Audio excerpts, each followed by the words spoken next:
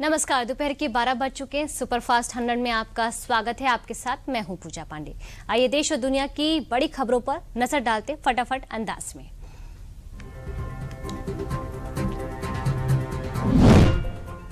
राष्ट्रपिता महात्मा गांधी की 76वीं पुण्यतिथि आज पूरा राष्ट्र महात्मा गांधी को कर रहा है याद। हर साल देश 30 जनवरी को महात्मा गांधी की पुण्यतिथि को शहीद दिवस के रूप में मनाता है। इस मौके पर देश उन्हें दे रहा है आज श्रद्धांजलि। राष्ट्रपिता महात्मा गांधी की 76वीं पुण्यतिथि पर राजघाट पर सर्वधर्म प्रार्थना सभा का आयोजन। पीएम मोदी, राष्ट्रपति द्रौपदी मुर्मू व अन्य मंत्रियों ने राष्ट्रपिता महात्मा गांधी को नमन करते हुए दी श्रद्धांजलि।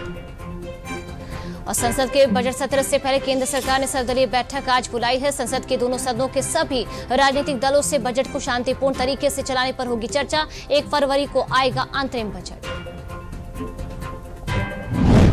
और केंद्रीय गृह मंत्री अमित शाह ने आज नई दिल्ली में राष्ट्रीय आतंकवाद डेटा संलयन और विश्लेषण केंद्र का करेंगे उद्घाटन। साथ ही गृह मंत्री आपराधिक मामला प्रबंधन प्रणाली का भी करेंगे शुभारंभ। लैंड फॉर जॉब्स मामले में ईडी ने लालू यादव से 10 घंटे पूछताछ की। पटना के ईडी दफ्तर में सुबह 11 बजे से शुरू हुआ सवाल जवाब का दौर, रात 9 बजे जाकर हुआ खत्म। ईडी ने लालू से 50 से अधिक सवाल किए। लैंड फॉर जॉब मामले में आज ईडी के बिहार के पूर्व डिप्टी सीएम तेजस्वी यादव से पूछताछ करें। ईडी ने करीब 60 से अधिक सवालों की लिस्ट पहले से ही तैयार कर रखी है। पटना ईडी ऑफिस के बाहर सुरक्षा बढ़ा दी गई है। जमीन घोटाले में झारखंड के सीएम हेमंत सोरेन से पूछताछ करने दिल्ली गई ईडी की टीम को वो नहीं मिले। ईडी ने जरूरी कागजात खंगालने के बाद देर रात वहां से निकल गई। ईडी ने कल दिया है अगली पूछताछ का समय। उत्तराखंड के मुख्यमंत्री पुष्कर सिंह धामी ने कहा कि यूसीसी की कमेटी 2 फरवरी को अपना ड्राफ्ट सरकार को सौंप देगी और उत्तराखंड सरकार आगामी विधानसभा सत्र में इस विधेयक को लेकर आएगी।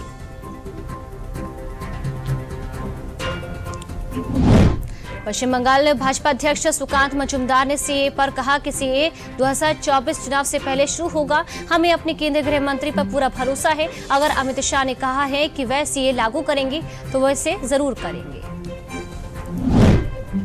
और पश्चिम बंगाल में भाजपा कार्यकर्ताओं पर पुलिस द्वारा वाटर कैनन का इस्तेमाल करने पर भाजपा नेता शुवेंदु अधिकारी ने कहा कि ये घटना सीएम ममता बनर्जी के निर्देश पर हुई है। 25 भाजपा कार्यकर्ता घायल हुए। बिहार के मुख्यमंत्री नीतीश कुमार के एनडीए में शामिल होने पर केंद्रीय मंत्री अनुराग सिंह ठाकुर ने कहा कि नीतीश कुमार ने वापसी की है तो हम सुनिश्चित करेंगे कि बिहार में सुशासन हो, विकास हो और जंगल राज खत्म हो। नीतीश कुमार के एनडीए में शामिल होने पर आरएलजेपी के अध्यक्ष पशुपति कुमार पारस ने कहा 15 महीने से बिहार की जनता घुटन महसूस कर रही थी। देरी से ही सही, लेकिन मुख्यमंत्री अपने पुराने घर में लौट आए, अब कहीं नहीं जाएंगे। और बिहार में सत्ता में वापसी में एनडीए को और मजबूती मिली है। साथ ही 17वें राज्य में सरकार बनी है। वहीं राज्यसभा में जेडीयू के 5 सांसदों को मिलाकर अब एनडीए के कुल 105 सांसद हो गए हैं, जो बहुमत से सिर्फ 15 कम है। केंद्रीय मंत्री धर्मेंद्र प्रधान ने दिल्ली के एकलव्य स्कूल में कला उत्सव के छात्रों के साथ हाई टीम में लिया हिस्सा। शिक्षा मंत्री ने इन बच्चों से एक एक करके सबकी पढ़ाई और समस्याओं के बारे में जानकर उन्हें उपाय भी बताया। विदेश मंत्री डॉक्टर एस जयशंकर ने गुजरात के वावड़ी गांव में लड़कियों के लिए बाल गृह का जायजा लिया और कहा कि computer lab, smart classroom, science lab और संगीत कक्ष से लड़कियों के जीवन में वास्तविक बदलाव आया है। Supreme Court CJI DY Chandrachud ने कोर्ट रूम में गलत व्यवहार करने पर एक वकील की जमकर क्लास ली और कहा कि ये कोई रेलवे प्लेटफॉर्म नहीं है। किसी भी ट्रेन में चढ़ जाएं, पहले सीखें कि कोर्ट रूम में कैसे व्यवहार किया जाता है। और कलकत्ता हाई कोर्ट के 2 जजों के बीच फर्जी प्रमाण पत्र मामले में विवाद का निपटारा अब सुप्रीम कोर्ट में होगा। सुप्रीम कोर्ट ने हाई कोर्ट के समक्ष चल रही कार्यवाही अपने पास लेते हुए कहा कि हमें न्यायाधीशों पर आपेक्ष नहीं लगाना चाहिए। और रामलला की प्राण प्रतिष्ठा में शामिल होने पर इमाम अहमद इलियासी के खिलाफ फतवा जारी हुआ है। इमाम ने कहा कि मैंने कोई अपराध नहीं किया है। जिन्हें उनसे नफरत है उन्हें पाकिस्तान चले जाना चाहिए। दिल्ली के विजय चौक पर बीटिंग द रिट्रीट सेरेमनी के साथ गणतंत्र दिवस के 4 दिन तक चलने वाले कार्यक्रमों का हुआ समापन। तीनों सेनाओं के बैंड ने 31 धुनें पेश की। राष्ट्रपति, उपराष्ट्रपति और प्रधानमंत्री रहे मौजूद। जाली असौमनी फिर बने दक्षिण अफ्रीकी संघ के देश कोमोरोस के राष्ट्रपति, जिसके बाद पीएम मोदी ने अपने एक्स अकाउंट से पोस्ट करते उन्हें बधाई देकर लिखा कि दोनों देशों के बीच साझेदारी और मजबूत है। देश की बड़ी खबरों के बाद अब नजर डालते हैं उत्तर प्रदेश की कुछ बड़ी खबरों पर।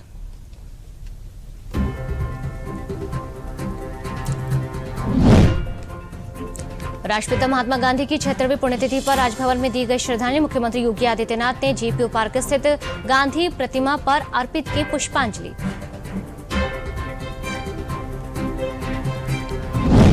और 2 फरवरी से शुरू होने वाले बजट सत्र से पहले भाजपा विधानमंडल दल की बैठक 1 फरवरी को होगी। 6 फरवरी को प्रदेश सरकार पेश कर सकती है बजट।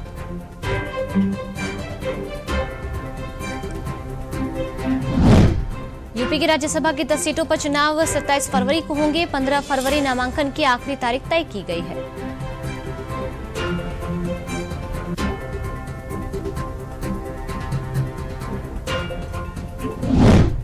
कानपुर पहुंचे केंद्रीय मंत्री महेंद्र नाथ पांडे ने राजद अध्यक्ष लालू प्रसाद से ईडी की पूछताछ पर कहा कि उन्होंने जमीन के बदले नौकरी घोटाला मामले में गरीबों का शोषण किया है, कानून अपना काम करेगा। लखनऊ में समाजवादी पार्टी कार्यालय के बाहर बिहार के मुख्यमंत्री नीतीश कुमार और सुभाषपा प्रमुख ओम प्रकाश राजभर के खिलाफ लगाए गए पोस्टर।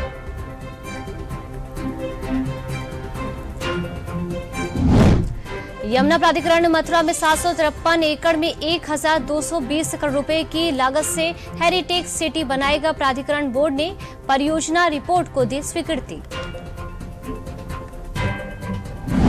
और मुख्यमंत्री योगी आदित्यनाथ ने अयोध्या में रामलला के दर्शन के लिए उमड़ रही श्रद्धालुओं की भीड़ को हर स्तर पर नियंत्रित रखने के दिए निर्देश। कहा, इसके लिए अयोध्या के सभी प्रमुख रास्तों पर बेहतर भीड़ प्रबंधन नजर आना चाहिए।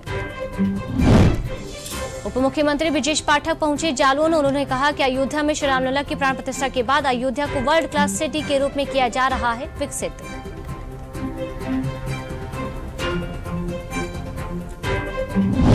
राम मंदिर के सभी प्रवेश व निकास द्वारों पर सुरक्षा की दृष्टि से एआई बेस्ड कैमरे स्थापित किए जाएंगे।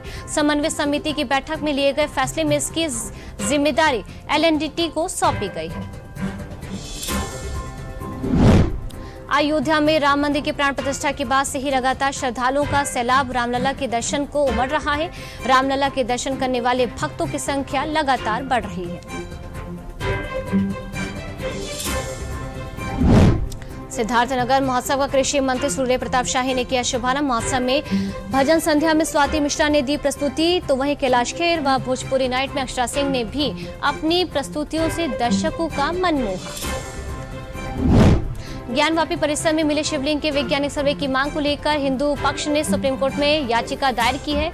सुप्रीम कोर्ट के आदेश के बाद वजूखाने में शिवलिंग जैसी संरचना मिलने के बाद से उस जगह को सील कर दिया गया है। ज्ञानवापी परिसर स्थित व्यास जी के तहखाने में नियमित पूजा पाठ का अधिकार दिए जाने के मामले में जिला न्यायालय में आज होनी है सुनवाई। जिलाधिकारी की सुपुर्दगी में है तहखाना।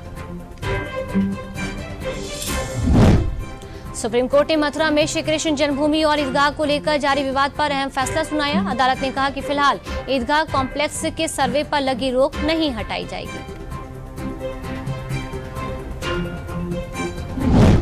आरपीआई के राष्ट्रीय अध्यक्ष रामदास आठवले ने राजधानी लखनऊ में की प्रेस वार्ता। कहा, रिपब्लिकन पार्टी उत्तर प्रदेश में भाजपा के साथ मिलकर लोकसभा चुनाव लड़ना चाहती है।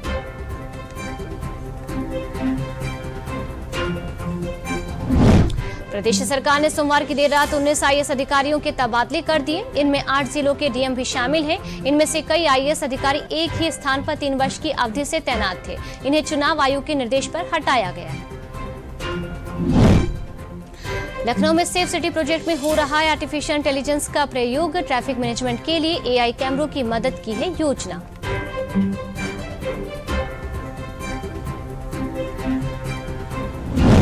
सुल्तानपुर में कैबिनेट मंत्री नंदगोपाल नंदी ने कहा कि पूर्व की सरकारों में नौकरी के नाम पर होता था भ्रष्टाचार। हमने मेरिट के आधार पर युवाओं को दिया रोजगार।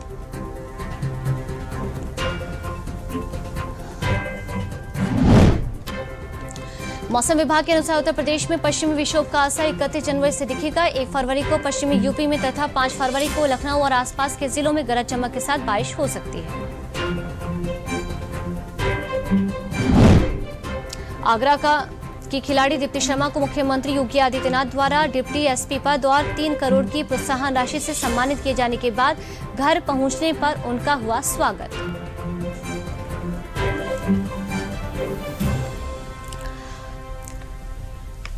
समाचारों में आगे बढ़ने से पहले लेते हैं एक छोटा सा विराम।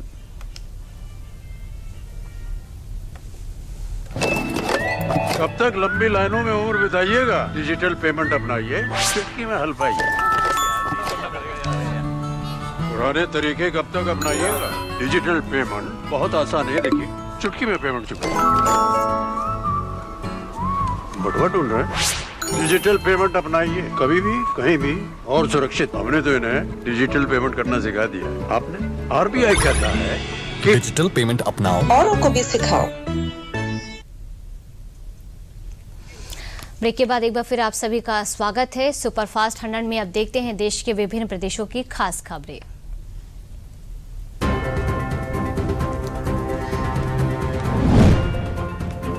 दिल्ली दौरे पर सीएम मोहन यादव ने बीजेपी के राष्ट्रीय अध्यक्ष जेपी नड्डा सहित 3 केंद्रीय मंत्रियों से मुलाकात की और प्रदेश की कई परियोजनाओं एवं विकास के मुद्दों पर की चर्चा। महाराष्ट्र की शिंदे सरकार ने प्रदेश में रोजगार को लेकर बड़ा कदम उठाया है। सरकार ने 7 कंपनियों के साथ एमओयू पर हस्ताक्षर किए। इसमें 60 से 70 हजार लोगों को मिलेगा रोजगार। राज्यपाल वीके सक्सेना ने दिल्ली स्थित एक स्कूल में विद्यार्थियों के साथ बड़ी स्क्रीन पर प्रधानमंत्री की परीक्षा पे चर्चा का सीधा प्रसारण देखा और स्कूली बच्चों से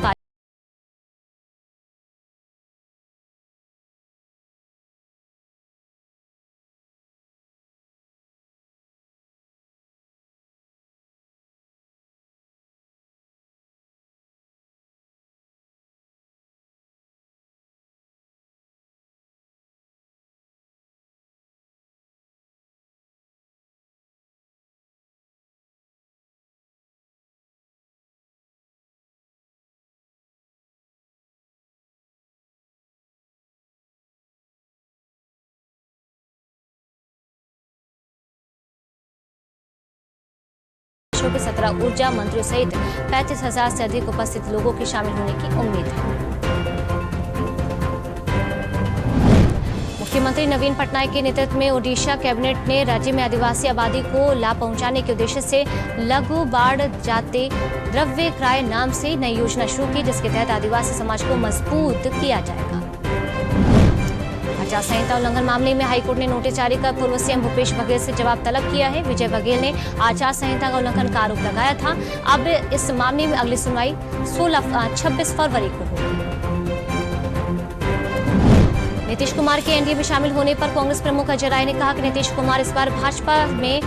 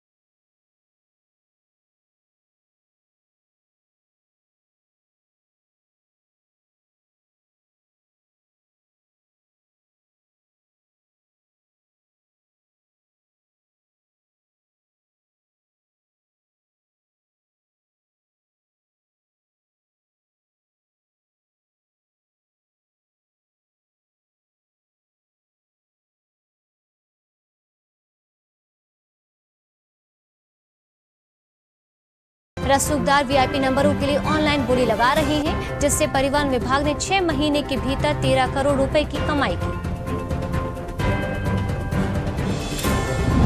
मंत्री किरोड़ी लाल मीणा ने कहा कि अब एनडीए के साथ नीतीश आ गए तो मोदी की आंधी चलेगी, फिर से बीजेपी सरकार बनाएगी। वहीं किरोड़ी मीणा ईआरसीपी पर भी बोले कि चंबल का पानी हमारे जिलों में आएगा।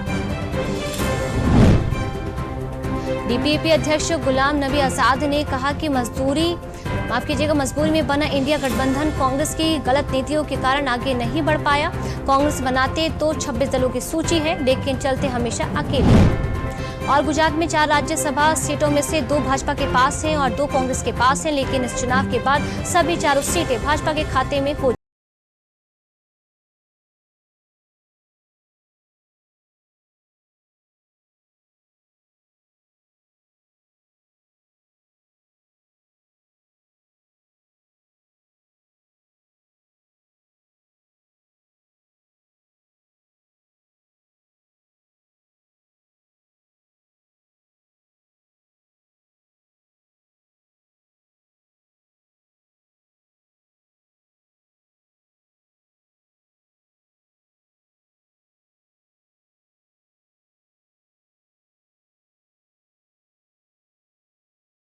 After 100 में अब देखते हैं कारोबार और अंतर्राष्ट्रीय जगत की बड़ी खबरें।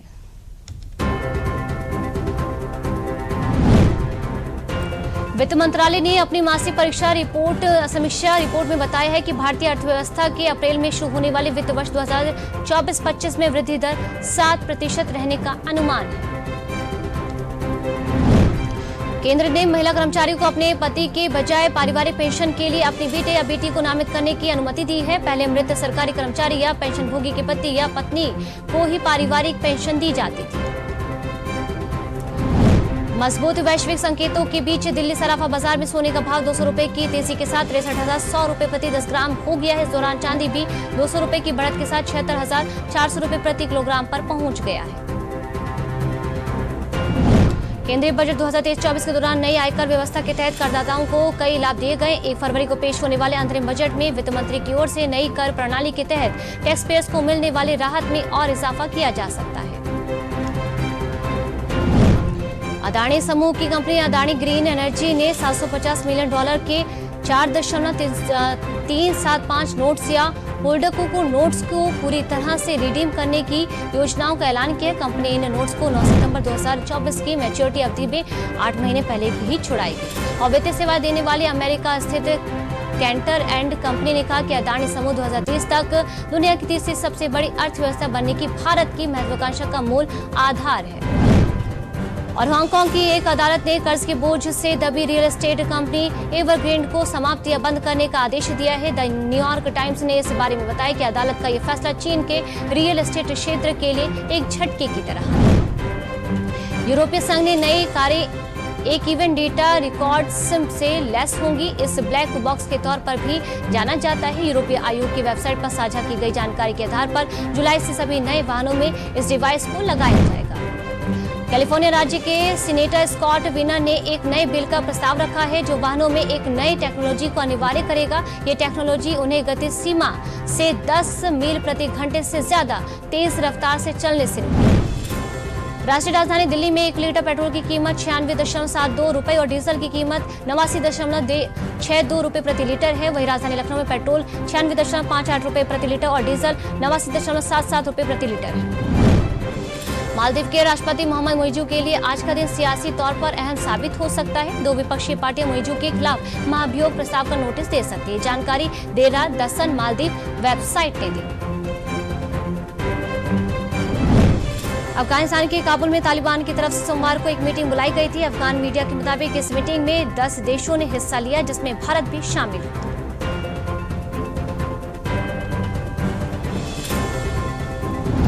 इजरायल और हमास के बीच फ्रांस की राजधानी पेरिस में चल रही बातचीत भी नाकाम होती नजर आ रही है। इसकी वजह से कतर को बताया जा रहा है कि अमेरिका और इजरायल को लगता है कि कतर का रुख हमास को लेकर काफी नरम है।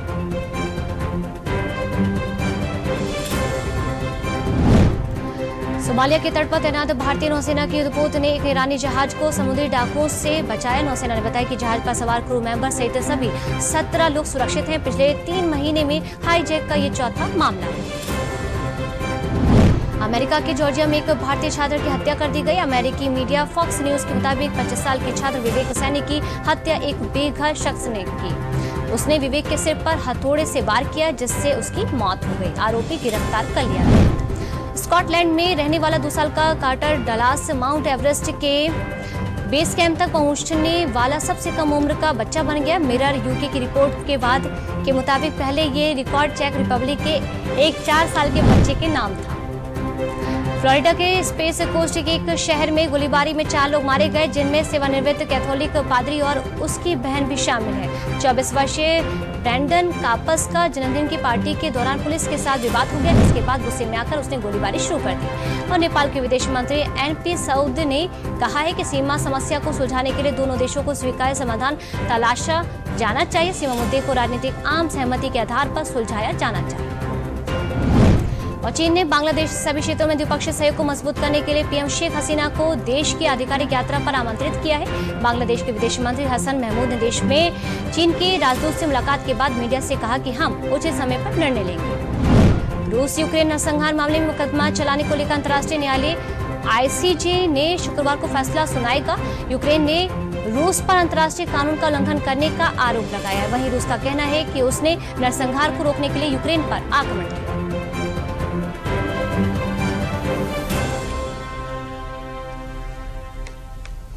सुपरफास्ट 100 में अब देखते हैं खेल और सिनेमा जगत की खास खबरें।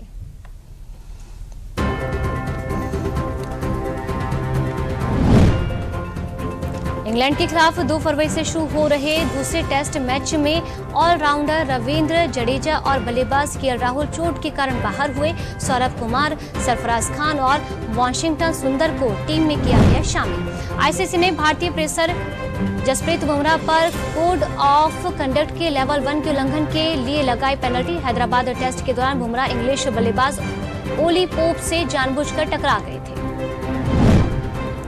टीम इंडिया के तेज गेंदबाज दीपक चाहर आईपीएल खेलने के लिए पूरी तरह तैयार हैं। पूरी तरह फिट दीपक भारत के लिए खेलना चाहते हैं।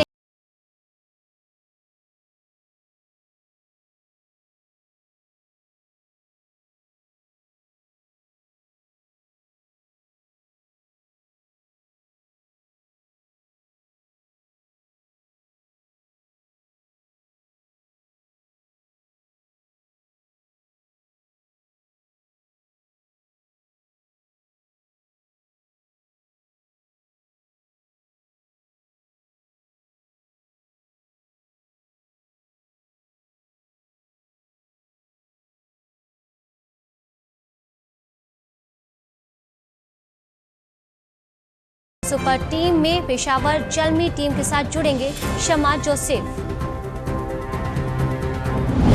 पाकिस्तान सरकार ने भारतीय टेनिस टीम के लिए the head of state level की सिक्योरिटी दी है और भारतीय टीम 60 साल बाद पहली बार पाकिस्तान में खेल रही है। पाकिस्तान टेनिस फेडरेशन के पास सिक्योरिटी की जिम्मेदारी है। भारत ने जमाइका को तीसरे और आखिरी पूल मैच में 13-0 से हराकर पुरुष विश्व कप के क्वार्टर फाइनल में प्रवेश कर लिया है। मनिंदर ने दूसरे मिनट में 2 गोल करने के बाद 28वें और 29वें मिनट में गोल दागे। भारतीय grand master D Gukesh Tata steel masters शतरंज का खिताब जीत नहीं सके। फाइनल में मुकेश की वेई के खिलाफ पहली बाजी ड्रॉ रही, दूसरी में गुकेश को हार मिली। ऑस्ट्रेलियन ओपन को 10 साल बाद पुरुष एकल में मिला नया विजेता। इटली के 22 साल की युवा टेनिस खिलाड़ी यानिक सिन्हा ने दानिल मेदवेदेव को 3-6, 3-6, 6-4, 6-4, 6-3 से हरा दिया है।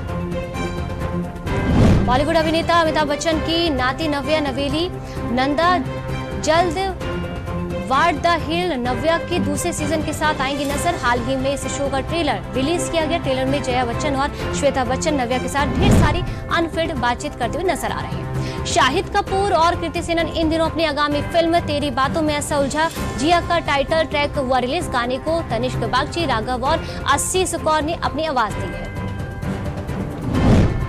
डायरेक्टर सिद्धार्थ जल्द एक्टर सैफ अली खान के साथ अपकमिंग फिल्म में आएंगे नजर। हाल ही में डायरेक्टर ने बताया कि वो अपने प्रोडक्शन हाउस मार्फ्लिक्स के बैनर तले सैफ के साथ एक्शन फिल्म कर रहे हैं प्लान। हाल ही में बॉलीवुड के किंग खान शाहरुख खान ने फिल्म डंकी की सफलता पर फैंस से की मुलाकात। फिल्म की अपार सफलता के लिए फैंस को कहा thank you.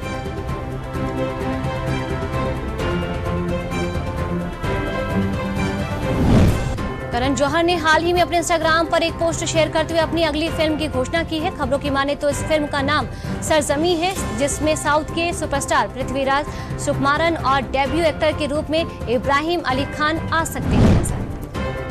Film fair awards से कार्तिक आर्यन से जुड़ी एक बड़ी खबर सामने आई है। सोशल मीडिया पर एक्टर का एक वीडियो वायरल है, जहां फैंस उनको देखकर काफी एक्साइटेड हो जाते हैं और बैरिकेड तोड़ देते हैं। ऋतिक रोशन और दीपिका पादुकोण की फाइटर की कमाई बॉक्स ऑफिस पर 5वें दिन हुई कम। रिपोर्ट्स के मुताबिक फिल्म ने 5वें दिन 4.98 करोड़ के आसपास का कलेक्शन किया है।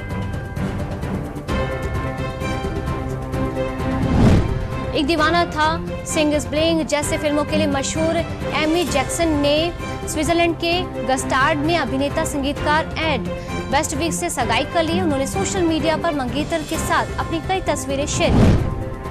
बॉलीवुड के स्टार जोड़ी रणबीर कपूर और आलिया भट्ट को ब्लॉकबस्टर फिल्म एनिमल के हिट गाने जमाल कुड्डू पर डांस करते हुए देखा गया। उनके डांस का वीडियो सोशल मीडिया पर काफी वायरल है, जिसमें दोनों सितारे सिर पर गिलास रखकर थिरकते नजर आ रहे हैं। साउथ सुपरस्टार अल्लू अर्जुन की फिल्म पुष्पा 2 द रूल का काउंटडाउन हुआ शुरू हो गया है। पुष्पा 2 द रूल के प्रोडक्शन हाउस माई3 ने काउंटडाउन पोस्टर शेयर करके फिल्म की रिलीज में 200 दिन बाकी होने की पुष्टि की है।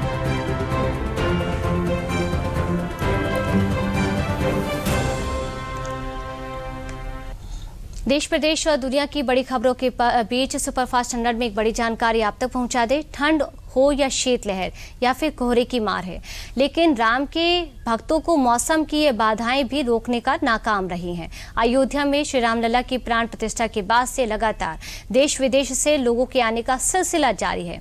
इसी कड़ी में अयोध्या में आज मुस्लिम राष्ट्रीय मंच के श्रद्धालु श्री रामलला के दर्शन के लिए पहुंच रहे हैं। इस पद यात्रा की अगुवाई मुस्लिम राष्ट्रीय मंच के संयोजक ठाकुर राजा रईस और प्रांत संयोजक शेर अली खान कर रहे हैं।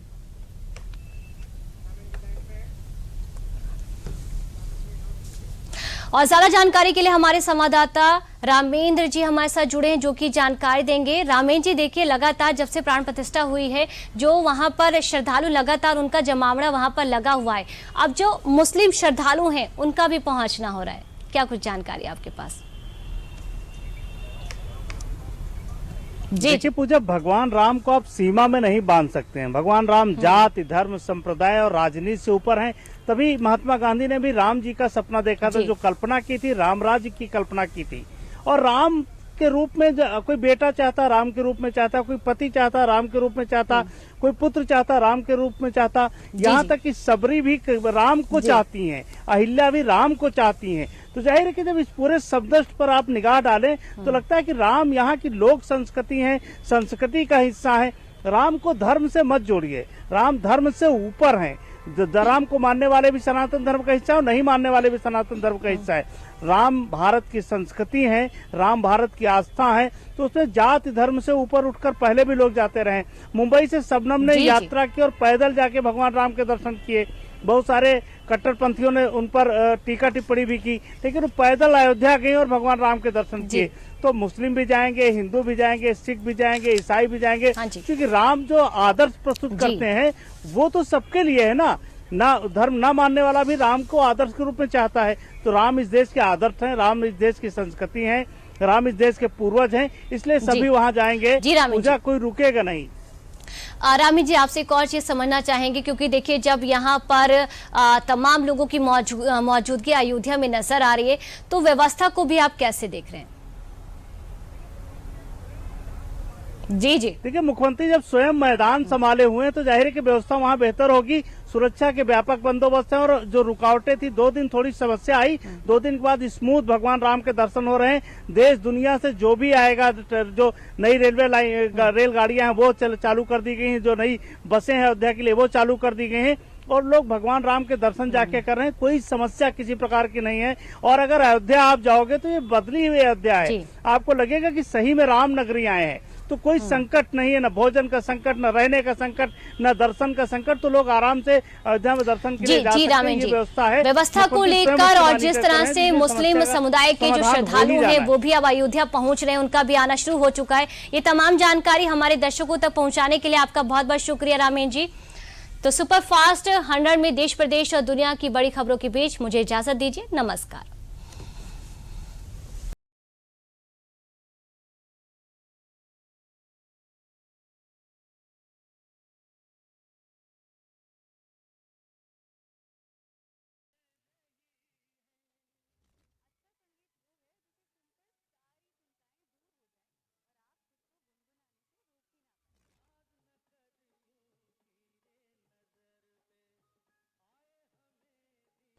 दर्शकों नमस्कार।